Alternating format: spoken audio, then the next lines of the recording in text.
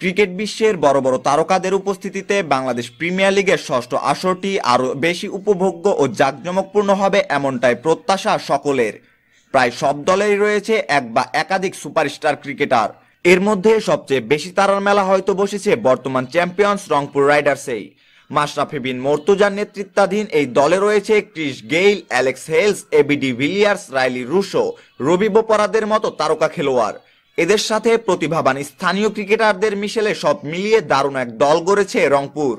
কিন্তু রংপুরের সমর্থকদের জন্য খানিকটা দুঃসংবাদ। এত তারার ভিড়ে সবচেয়ে বড় তারকা এবি ডিভিলিয়ার্সকে টুর্নামেন্টের শুরু থেকে পাচ্ছে না রংপুর রাইডার্স। এবার ওই প্রথমবারের মতো বিপিএল খেলতে আসবেন ডিভিলিয়ার্স, কিন্তু তার বাংলাদেশে আসতে সময় লেগে যাবে বেশ কিছুদিন। বুধবার এই তথ্য নিজেই জানিয়েছে রংপুরের অধিনায়ক মাশরাফি।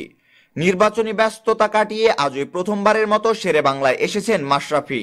জানিয়েছেন টুর্নামেন্টের শুরু থেকে পাওয়া যাবে না ডিভিলিয়ার্সকে, হয়তো মাঝামাঝি সময়ে কিংবা টুর্নামেন্টের শেষ দিকে দলের সাথে যোগ দেবেন প্রোটিয়া স্টার।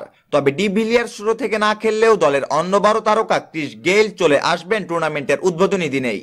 খেলতে পারেন 5 তারিখে রংপুরের প্রথম ম্যাচও।